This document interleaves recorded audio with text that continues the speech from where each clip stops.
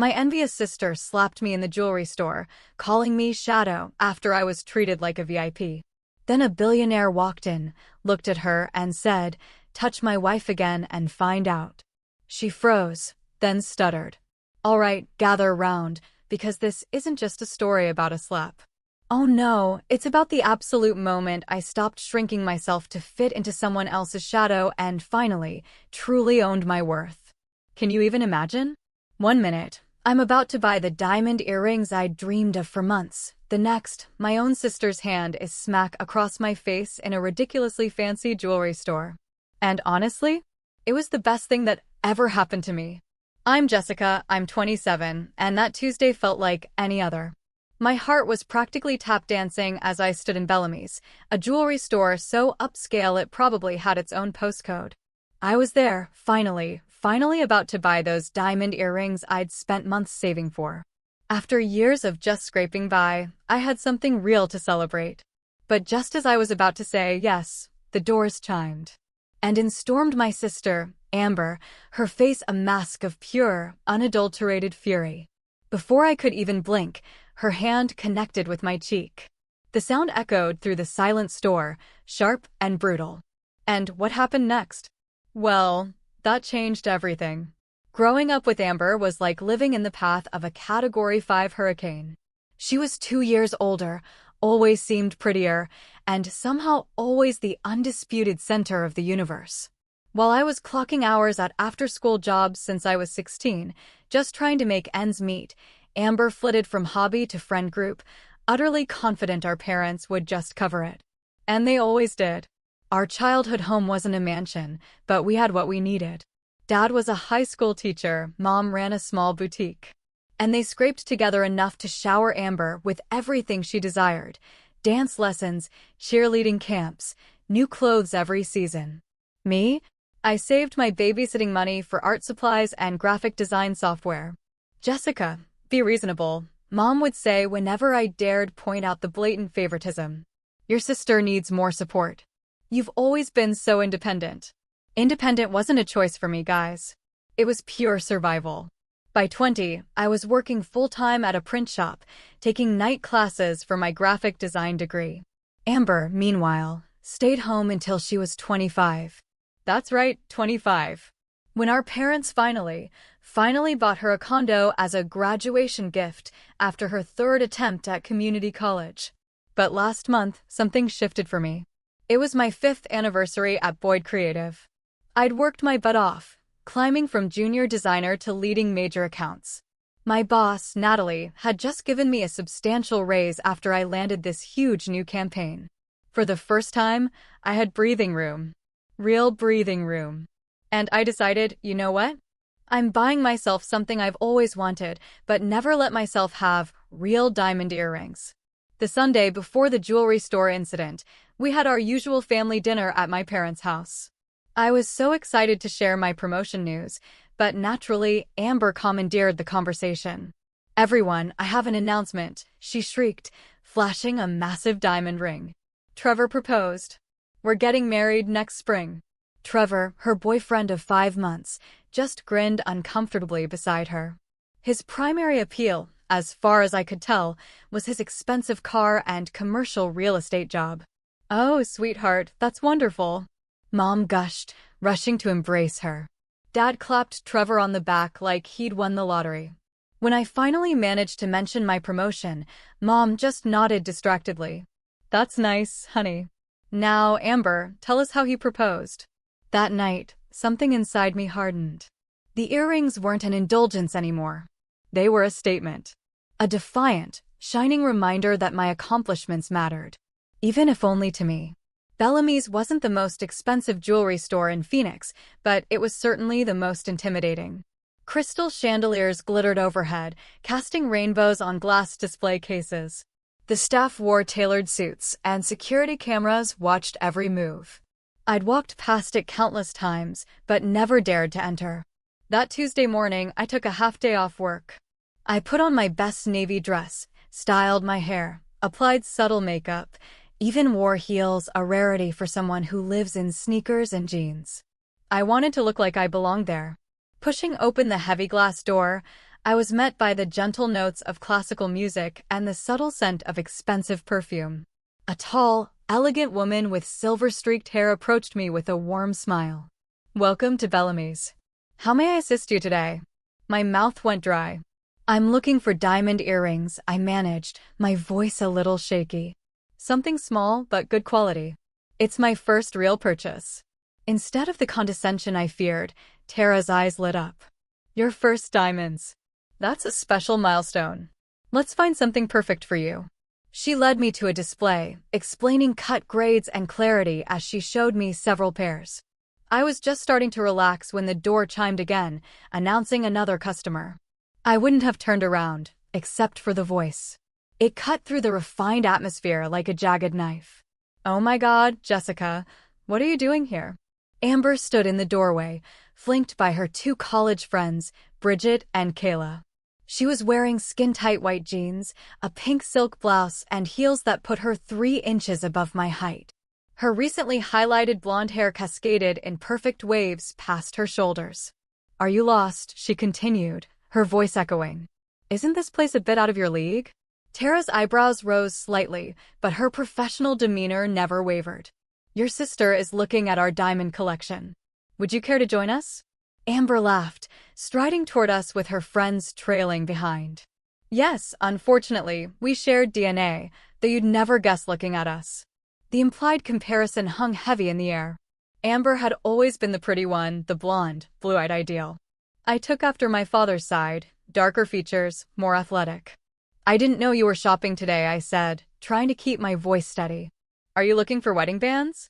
"Just browsing." Amber shrugged, peering into the case. "Trevor and I will probably go to Cartier in Scottsdale." "What are you buying?" "Costume jewelry." Tara cleared her throat. "Actually, your sister has excellent taste. She's considering these half-carat diamond studs." Amber's eyes narrowed as she examined the earrings Tara held. "Half-carat?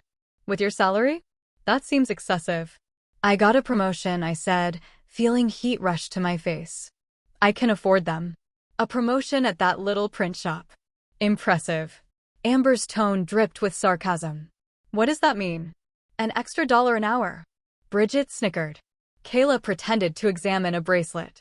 I noticed an older couple across the store watching us with disapproving expressions. "It's a graphic design agency, not a print shop," I corrected, knowing the distinction meant nothing to Amber. "And the raise is substantial."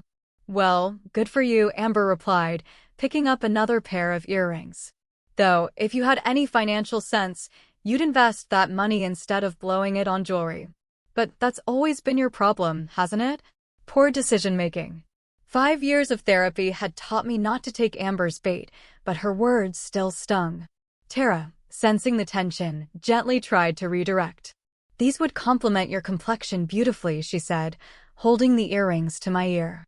"The princess cut catches light magnificently." "They're perfect," I agreed, pointedly ignoring Amber. "I'll take them." "Seriously?"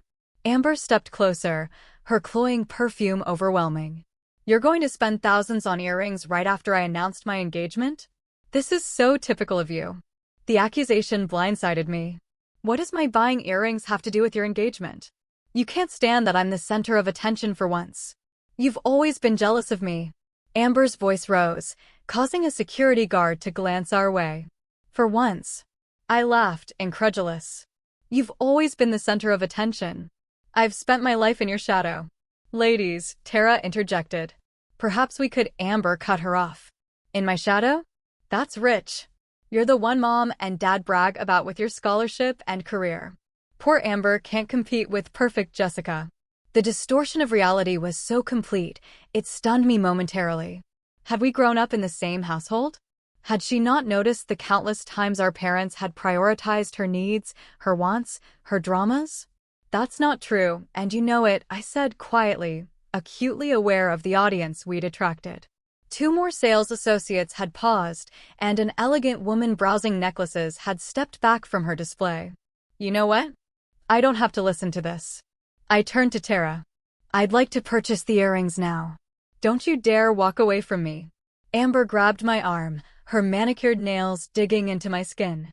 I pulled away. "Don't make a scene, Amber. This is embarrassing. I'm embarrassing?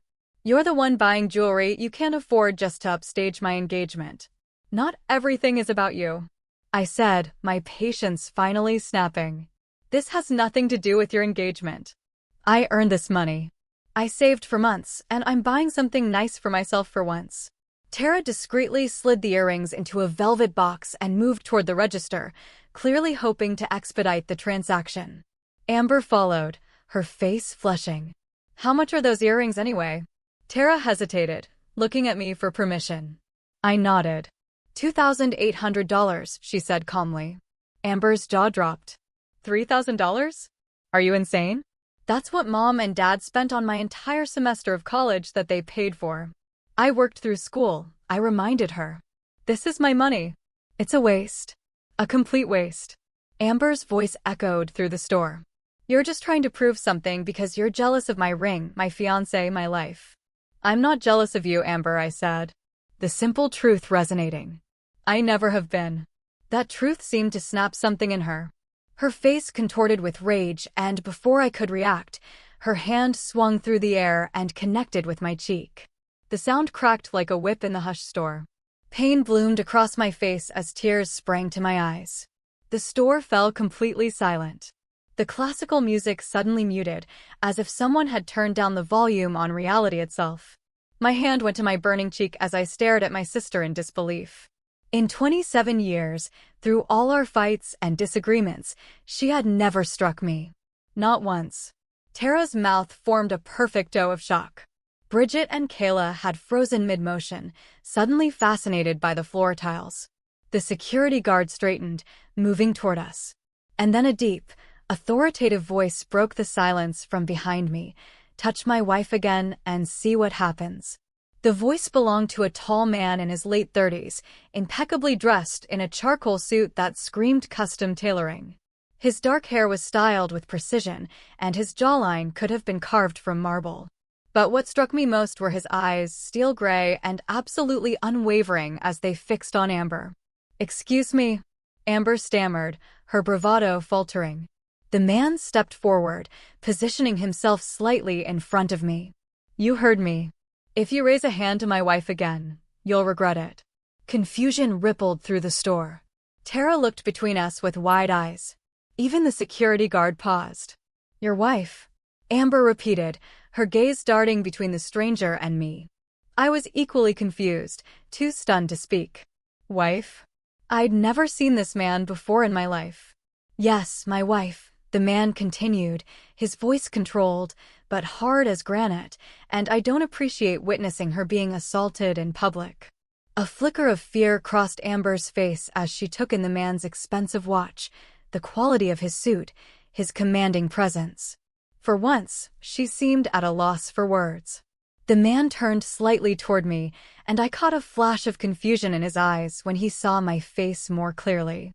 His confident expression faltered for just a moment before he recovered. "Claire, are you all right?" he asked, his tone softening considerably. "I'm not," I began. But he had already turned back to Amber.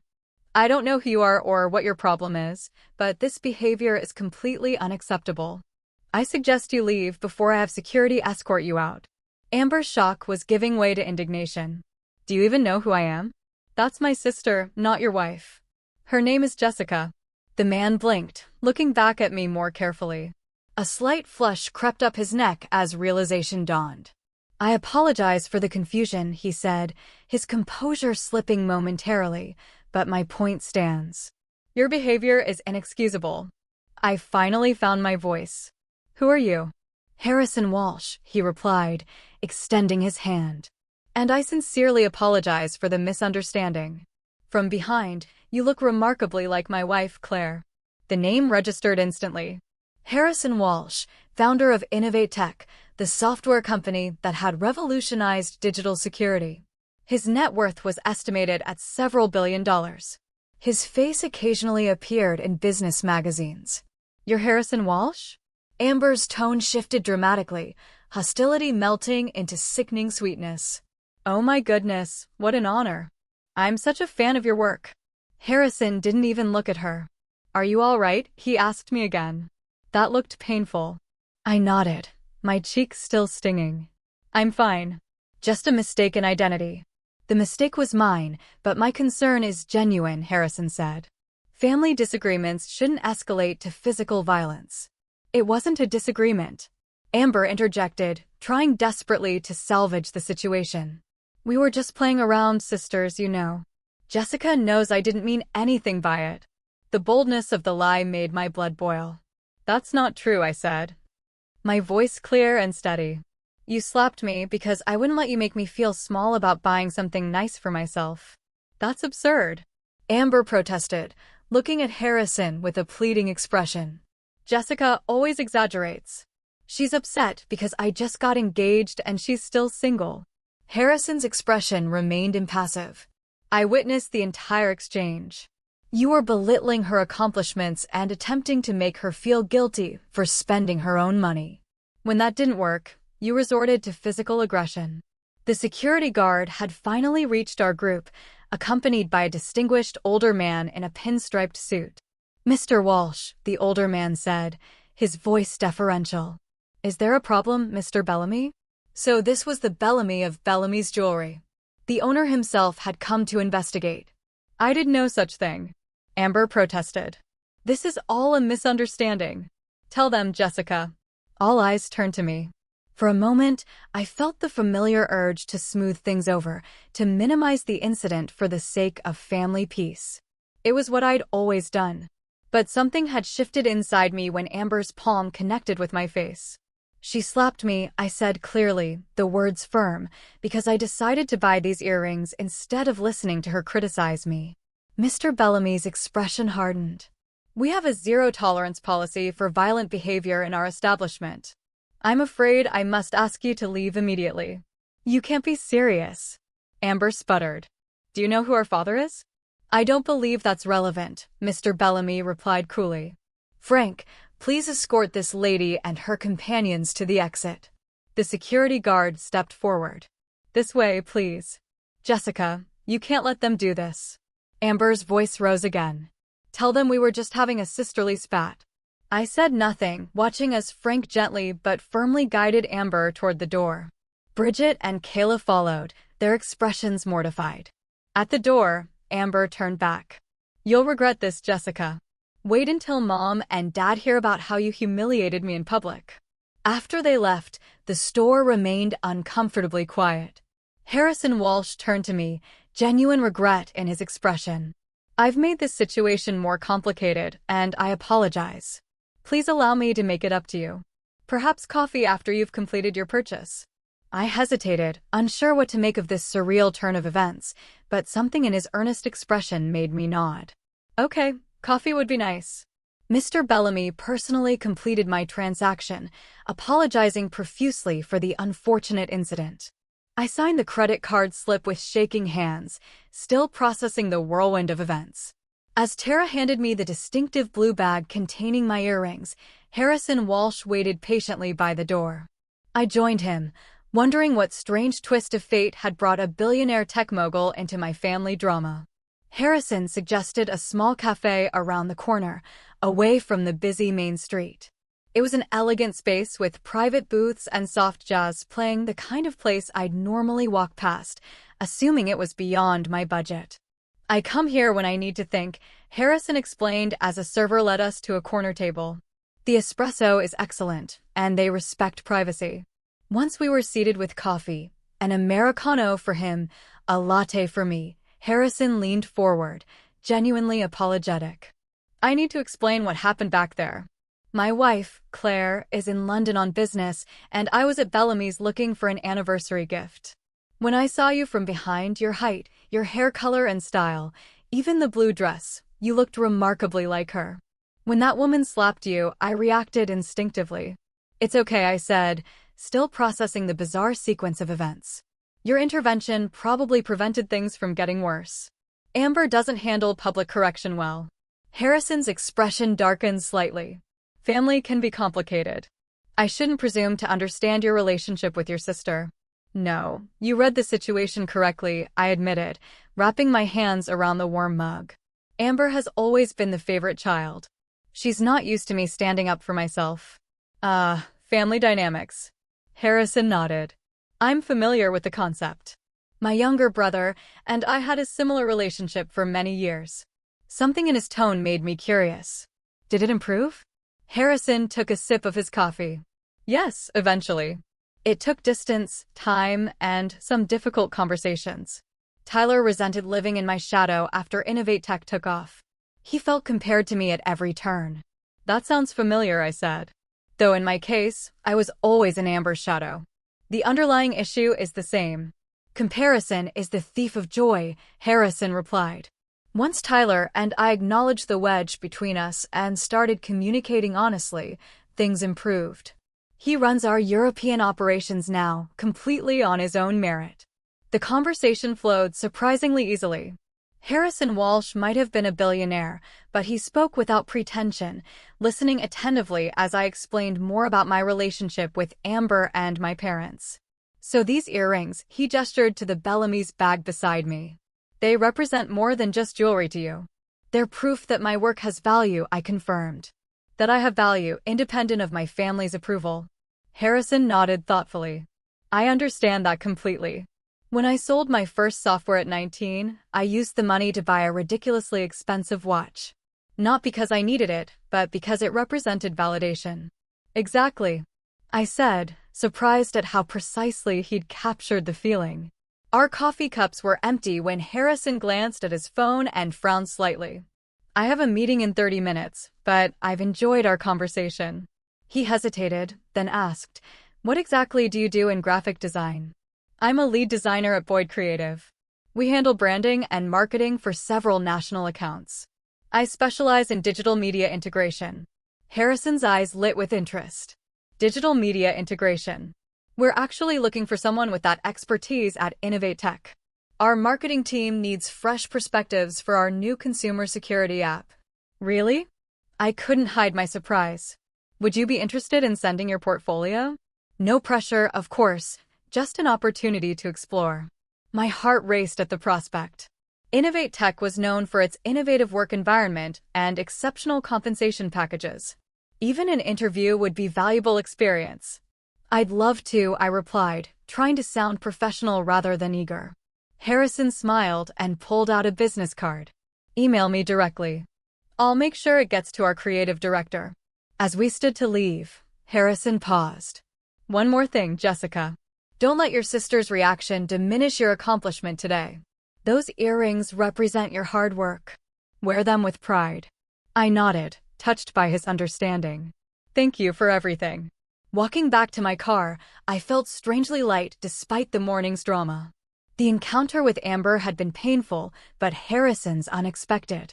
Mentorship had shifted something in my perspective. For perhaps the first time, I'd stood my ground without apologizing for taking up space. My phone buzzed with incoming texts. 3 from my mother, 2 from my father, and 7 from Amber. I silenced it without reading them. Whatever family storm was brewing could wait until I was ready to face it. By the time I arrived home that evening, my phone had accumulated 23 text messages and 9 missed calls. I scrolled through them as I kicked off my shoes and collapsed onto my couch. Amber's texts escalated from angry, "How dare you embarrass me like that?" to manipulative, "Mom is really upset with you," to fake conciliatory, "I forgive you for overreacting."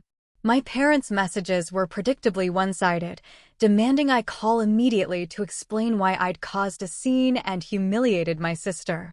None of them mentioned the slap.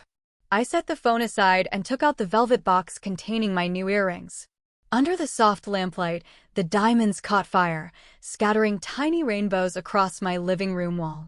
They were beautiful, but more importantly, they were mine. Earned through my own efforts, chosen with my own taste, purchased with my own money. Instead of calling my family, I spent the evening polishing my digital portfolio. If Harrison Walsh's offer was genuine, I wanted to be prepared. The response came the next morning while I was at work, making me almost drop my coffee mug. Jessica, thank you for sending your impressive portfolio. Our creative director, Amy Sullivan, would like to meet with you this Friday at 2 p.m. Please let me know if this works with your schedule. Regards, Harrison Walsh. It wasn't just a courtesy introduction. He was actually arranging an interview. I quickly confirmed the time, then spent the rest of the morning in a haze of disbelief and excitement. That evening, I finally steeled myself to call my parents. As expected, my mother answered with immediate disapproval. "Jessica Marie Hayes, what on earth happened yesterday? Amber is absolutely devastated." I took a deep breath. "Mom, did Amber tell you she slapped me across the face in a public store?" A pause. "She said there was a misunderstanding, that you were making a scene about her engagement." "That's not what happened," I said firmly. "I was buying earrings with money from my recent promotion, which, by the way, no one congratulated me on at Sunday dinner. Amber showed up, criticized me, and when I wouldn't back down, she slapped me hard enough to leave a mark." "Well, I'm sure she didn't mean it." "She didn't mean it?" I interrupted. "And a stranger had to intervene because it was so inappropriate?" "The store owner asked her to leave." "A stranger?" "Amber mentioned some man getting involved in family business where he didn't belong." I almost laughed. That some man was Harrison Walsh, the founder of Innovate Tech, a billionaire who recognized abusive behavior when he saw it. My mother fell silent, processing this information. Finally, she said, "Your sister is still very upset." "I'm sure she is. Being held accountable is upsetting when you're not used to it." "Jessica, that's a terrible thing to say about your sister." "Is it, Mom? When was the last time Amber faced consequences for her actions? When was the last time you or Dad didn't take her side?" Another pause. "We don't take sides." This time, I did laugh. "Mom, you've been taking sides our entire lives." "I'm just finally acknowledging it." "I don't know what's gotten into you," my mother replied, her voice tight. "This isn't like you at all." "Maybe that's the problem," I said quietly. "Maybe it's exactly what should have been like me all along." The conversation ended shortly after with my mother expressing disappointment in my attitude and suggesting I call Amber to apologize. I promised to think about it, knowing I had no intention of making that call. Friday arrived with a mixture of anticipation and nerves. I chose a professional outfit, wore my new earrings for confidence, and arrived at the sleek Innovate Tech headquarters 15 minutes early. The building was a marvel of modern architecture, all glass and sustainable materials, with a lobby featuring a spectacular living wall of tropical plants. The receptionist directed me to the 14th floor where I was greeted by a friendly assistant named Jordan.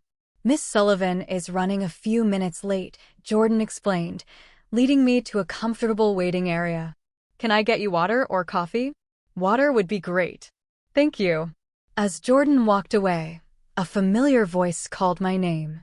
Harrison Walsh approached with a warm smile, dressed more casually than at our first meeting, dark jeans and a navy button-down. "Jessica, glad you could make it. How are you?" "Good, thank you." "A bit nervous," I admitted. "No need to be. Amy was impressed with your portfolio, particularly the Sunrise Healthcare campaign. She's eager to meet you." We chatted briefly about the company until a striking woman with copper-colored hair and vibrant green glasses approached. "You must be Jessica," she said, extending her hand. "I'm Amy Sullivan. Sorry for the delay. Creative emergencies, you know how it is." "Absolutely," I smiled, instantly liking her direct manner. "Harrison, are you sitting in?" Amy asked. "If that's all right with both of you," he replied. "I have a personal interest in this particular hire." Amy raised an eyebrow but nodded. "Let's use the Aspen conference room." The interview was unlike any I'd experienced. Rather than standard questions about strengths and weaknesses, Amy engaged me in a detailed discussion about design philosophy and creative problem-solving. She showed me current Innovate Tech marketing materials and asked for my honest critique, nodding appreciatively at my suggestions. Harrison mostly observed, occasionally asking insightful questions about my collaborative process and adaptability. His presence was supportive rather than intimidating, and I found myself speaking with unexpected confidence about my vision and capabilities.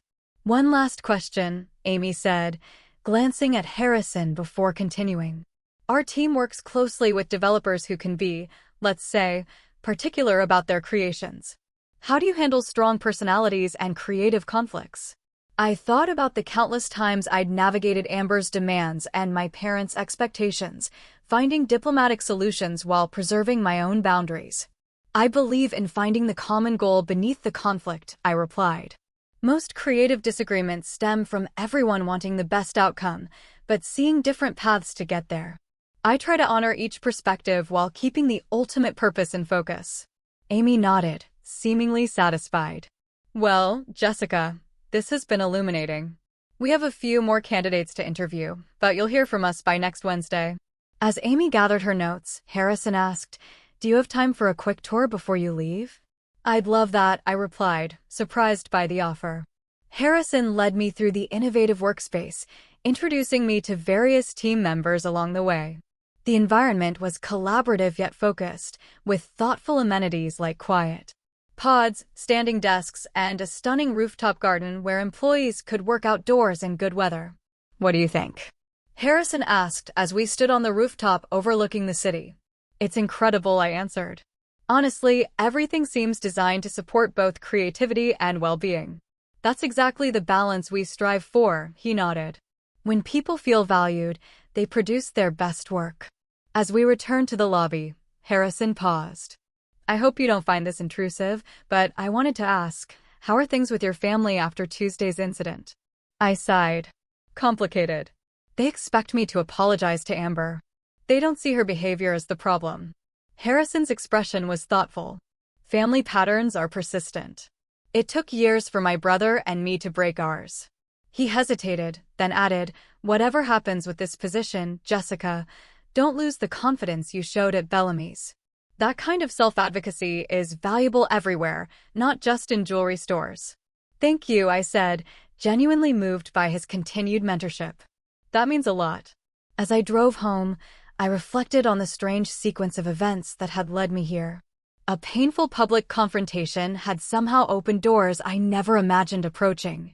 Whether or not I got the job, something fundamental had shifted in how I viewed myself and my capabilities. My phone rang as I pulled into my apartment complex. It was Amber. After a moment's hesitation, I answered. "Hello, Jessica." Her voice was tight. "We need to talk about what happened." I took a deep breath. "Yes, we do. But not if the conversation begins with you expecting me to apologize." "Excuse me?" Her tone sharpened. "You embarrass me in front of my friends." "No, Amber. You embarrassed yourself by slapping me in public. That's assault, by the way." "Don't be so dramatic." "It was barely a tap." "It was hard enough to leave a mark," I countered. "And you did it because I wouldn't let you make me feel bad about buying something nice for myself." "This isn't about the stupid earrings," she snapped. "It's about you trying to steal attention from my engagement." The familiar accusation might once have made me defensive. Now, it just sounded pathetic. "Amber, buying earrings has nothing to do with your engagement. Not everything is about you." "You've changed," she said accusingly. "You're not the same sister anymore." "You're right," I agreed. "I have changed. I'm not going to shrink myself to make you comfortable anymore." The line went silent for several seconds. When Amber spoke again, her voice was cooler, more controlled. "Mom and Dad want us all at dinner this Sunday. They expect you to be there." It was a command, not an invitation. In the past, I would have complied automatically. "I'll think about it," I said instead. "I have a lot going on right now." "What could you possibly have going on?" The dismissive tone was so familiar, it almost made me laugh.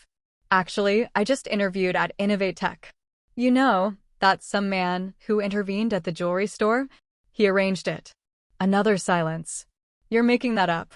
"Why would I make that up?"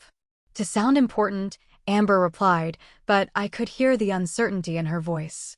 "Nobody gets jobs through random encounters." "Believe what you want," I said, suddenly tired of the conversation.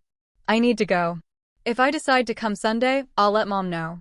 I ended the call before she could respond, feeling a strange mixture of sadness and liberation. The familiar script of our relationship was changing. And while change was necessary, it wasn't painless. Sunday arrived with a text from my mother. "Dinner at 5. Dad's making his pot roast. Please be on time and dress nicely."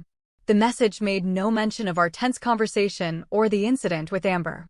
It was as if she expected everything to revert to normal through sheer force of will. In the past, I might have complied, showing up with a placating smile and an unspoken apology in my demeanor. Instead, I texted back, "I'll be there at 5:15. I have errands to run first."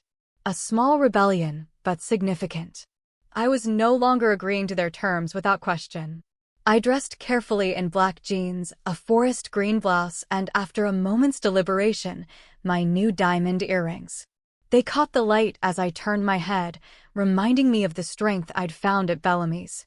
Whatever happened at dinner, I would not diminish myself to keep the peace. The drive to my parents' suburban home felt longer than usual. I rehearsed potential responses to accusations, practicing firm but calm replies to the criticism I anticipated.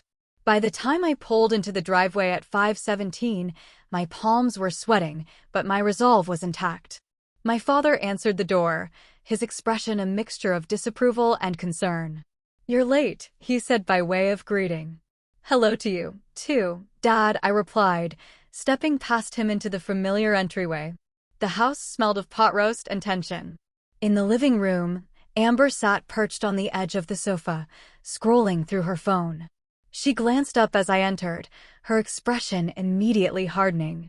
"Look who finally decided to show up," she commented to no one in particular. I chose not to engage. Instead, I walked through to the kitchen where my mother was arranging a salad. She looked up with a tight smile. "Jessica, good. You're here. Could you set the table?" The familiar request, always directed at me, never at Amber, almost made me acquiesce automatically. Instead, I paused. "Actually, Mom, I thought we might talk first about what happened at Bellamy's." Her hands stilled on the salad tongs. "I don't think that's necessary. We've all had time to cool down. Let's just have a nice family dinner." A nice family dinner where we pretend Amber didn't slap me in public? Where we act like nothing happened? My mother's smile became strained. "Jessica, please. Your sister is under a lot of stress with the wedding planning. Let's not make mountains out of molehills." The minimization was so predictable, it was almost comical. Before I could respond, Amber appeared in the doorway. "Are you still going on about that?" "It was days ago." 5 days, I corrected. "And yes, I'm still going on about it because no one has acknowledged what actually happened." My father joined us, his expression wary. "What's all this about?" "Jessica is being dramatic about our little disagreement at the jewelry store." Amber rolled her eyes. "It wasn't a disagreement. You slapped me across the face because I wouldn't let you bully me." "Girls," my father interjected. "Let's calm down," and I am calm, I interrupted. "I am stating facts. Amber assaulted me in public. A store owner witnessed it and asked her to leave. A complete stranger had to intervene. That man had no right to get involved in family business," my mother said primly. That man, I emphasized, recognized abusive behavior when he saw it. Something this family seems incapable of doing. A heavy silence fell over the kitchen. My mother's face had paled, and my father's eyebrows drew together in a deep frown. "Abusive," he repeated. "That's a serious accusation, Jessica." "It's not an accusation. It's a description," I replied, keeping my voice steady. "Amber has been verbally tearing me down for years, and you've both enabled it. Tuesday was just the first time it became physical." "That is completely unfair," Amber protested. "I've always been supportive of you." The blatant revision of history might once have made me doubt my own experience. Now it just reinforced my resolve. "Name one time," I challenged. "One specific instance where you supported me instead of competing with me or diminishing my achievements." Amber opened her mouth, then closed it again. Her eyes darted to our parents for rescue. "Jessica," my mother began, her tone conciliatory. "Families have ups and downs. Nobody's perfect, but we love each other, and that's what matters." "Love without respect isn't love," I replied. "It's control, and I'm done being controlled." "What does that mean?" my father asked, his voice sharpening with concern. I took a deep breath. "It means I'm setting boundaries. I won't participate in family gatherings where Amber's behavior is excused and mine is policed. I won't pretend everything is fine when it isn't.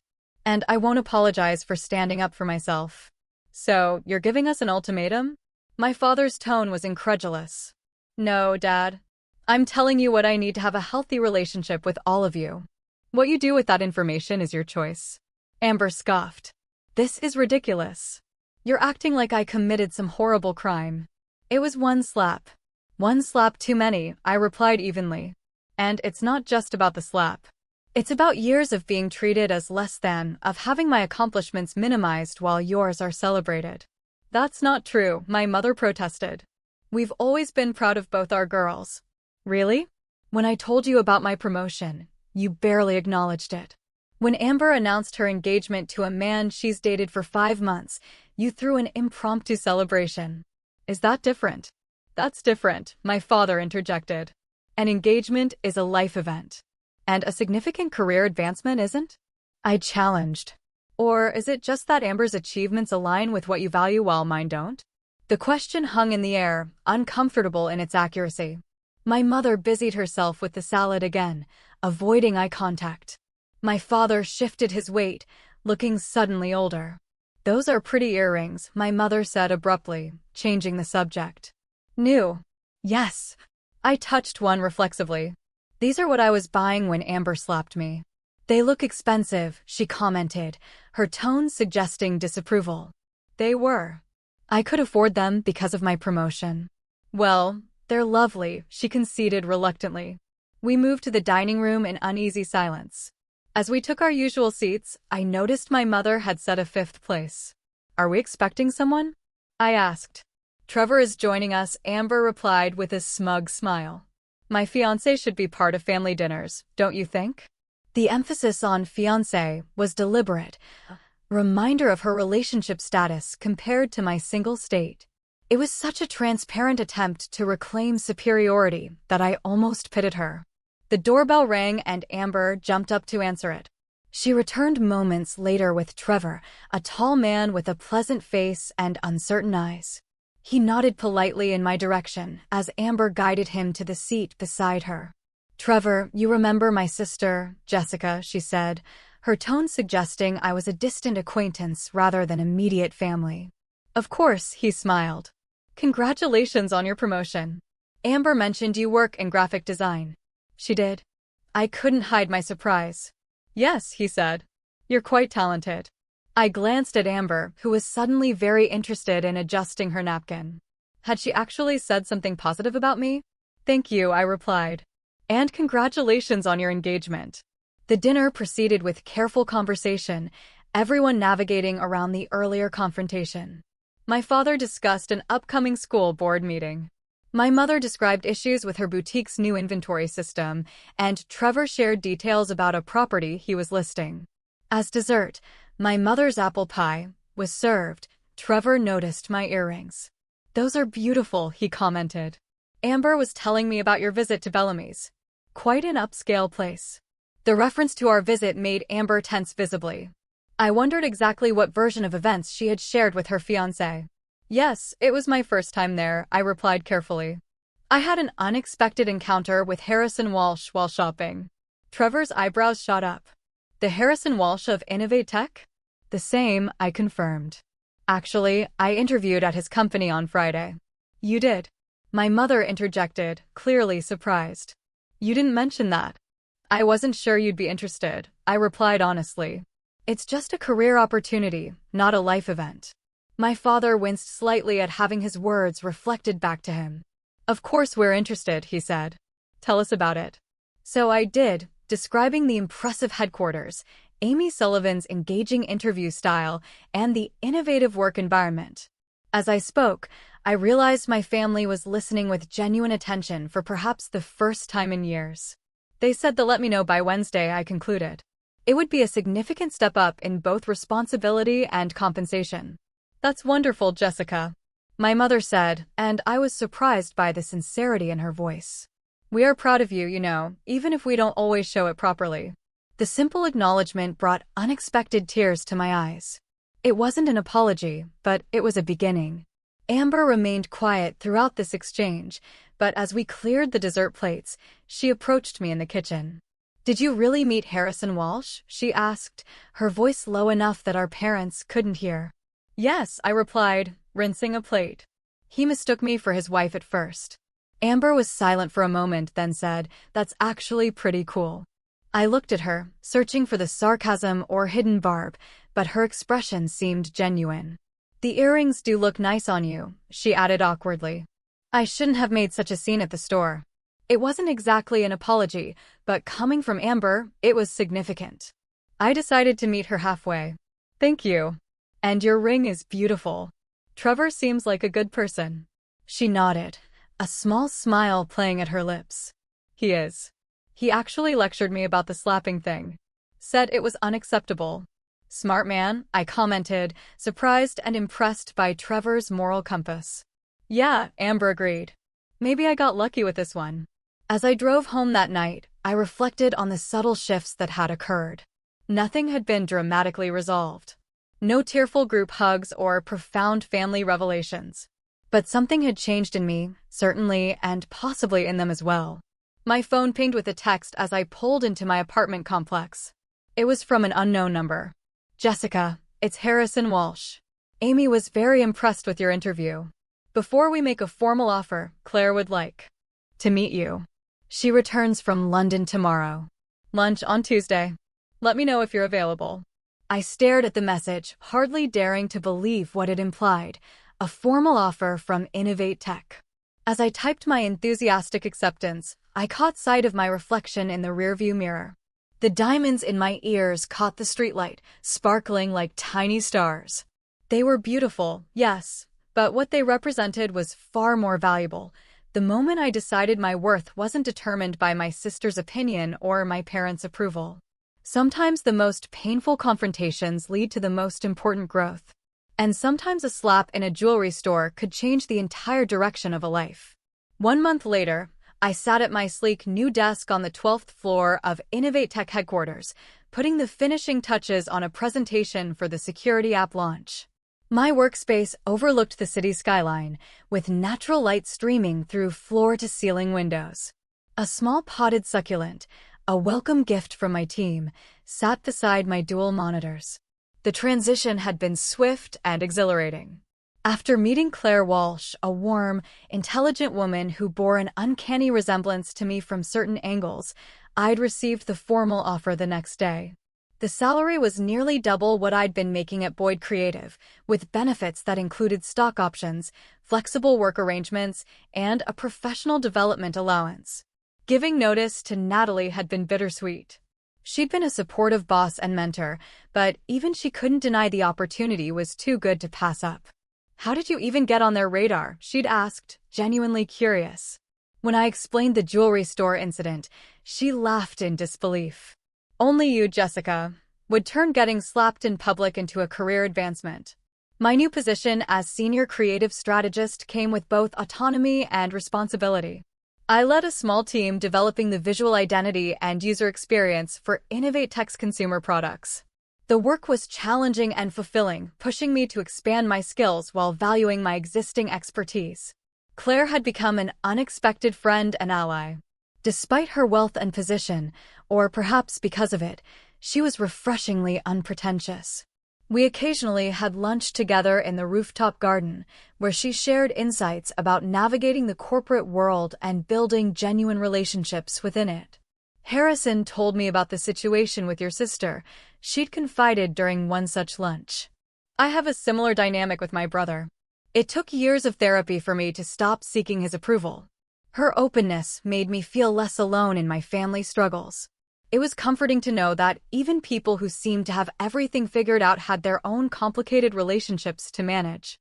Harrison maintained a professional distance at work, treating me exactly as he did other team members, but occasionally he'd stop by my desk with a thoughtful question or suggestion. His mentorship was subtle but consistent. The other employees seemed to accept me on my own merits rather than as Harrison's find, which was a relief. At home, I'd upgraded to a slightly larger apartment in a building with a fitness center and community garden. The move had been partly practical. The new place was closer to Innovate Tech, but also symbolic, a fresh start to match my new professional chapter. My diamond earrings held a place of honor in my jewelry box. Worn for important presentations and moments when I needed to remind myself of my worth. They represented not just a purchase, but a pivotal moment. The day I stopped shrinking to accommodate others' insecurities. My phone buzzed with a text from Amber. Our relationship had entered a strange new phase. Not close exactly, but less antagonistic. After the Sunday dinner confrontation, She'd kept her distance for nearly 2 weeks before sending a brief message. I've been thinking about what happened. I shouldn't have slapped you. That was wrong. I'm sorry. The apology had been sparse, but seemingly sincere. I'd responded with equal brevity. Thank you for acknowledging that. I appreciate the apology. Since then, we'd exchanged occasional texts, mostly surface-level updates, but without the undercurrent of competition that had previously defined our interactions. Today's message was more substantive. Mom's birthday dinner next Saturday, 6 p.m. Trevor and I have news to share. Would like you to be there. I considered the invitation. Family gatherings were still somewhat tense, but each one seemed less fraught than the last. My parents had made small but noticeable efforts to show interest in my new job and life. My father had even visited my new apartment, helping install shelves and expressing genuine admiration for my career advancement. I'll be there, I texted back.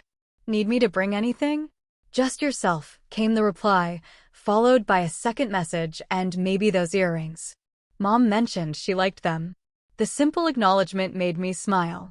A month ago, Amber would never have suggested I wear something that might draw attention or compliments. At the end of the workday, I met Claire in the lobby as planned. We developed a tradition of Friday evening walks through the nearby sculpture garden, discussing everything from work projects to book recommendations to family dynamics. How was your week? She asked as we fell into step on the tree-lined path. Productive, I replied. The security app interface is nearly finalized, and I hired a junior designer who has incredible talent with animation. Harrison mentioned your team is ahead of schedule. He's impressed. I felt a flush of pride at the indirect praise. What about you? How was the technology conference? As Claire described her experiences as a keynote speaker, I reflected on how much my life had transformed in just 4 weeks. Beyond the material improvements, better job, nicer apartment, increased financial security, the most significant change was internal. I moved through the world differently now, with confidence rather than apology. The journey hadn't been easy. I'd spent several sessions with a therapist, unpacking the family patterns that had shaped my self-perception. Learning to set boundaries without guilt remained a daily practice. But each small victory reinforced my resolve. You seem contemplative today, Claire observed as we paused near a modern sculpture of intertwined metal ribbons. I was just thinking about how different things were a month ago, I admitted. Sometimes I still can't believe that Amber slapping me in Bellamy's led to all this. Claire smiled. The catalyst isn't always pleasant, is it? But sometimes we need a shock to break old patterns. True, I nodded. Though I wouldn't recommend getting publicly assaulted as a career strategy. We both laughed, continuing our walk as the evening light turned golden across the gardens. Later that night, as I prepared dinner in my new kitchen, I found myself humming contentedly. My phone pinged with an email notification. The professional development course I'd applied for had been approved. Another small victory. Another step forward. I thought about the upcoming birthday dinner with my family. There would likely be awkward moments, perhaps even tensions. Amber's news might be a pregnancy, wedding details, or some other life event that would once again center her in the family narrative. But that was okay. Her moments of celebration didn't diminish mine. There was room for both our stories. The earrings would come with me, not as armor this time, but as a reminder. A reminder that standing in my truth, even when uncomfortable, had led to growth I couldn't have imagined. A reminder that sometimes the most painful confrontations create space for the most meaningful transformations. My journey from that moment in Bellamy's jewelry to my current life hadn't been linear or simple. The path to self-worth rarely is. But each step had been necessary. The humiliation of the slap, the unexpected alliance with Harrison, the confrontation with my family, the opportunity at Innovate Tech, the ongoing work of maintaining boundaries. The diamonds caught the light as I placed them in my jewelry box for Saturday's dinner.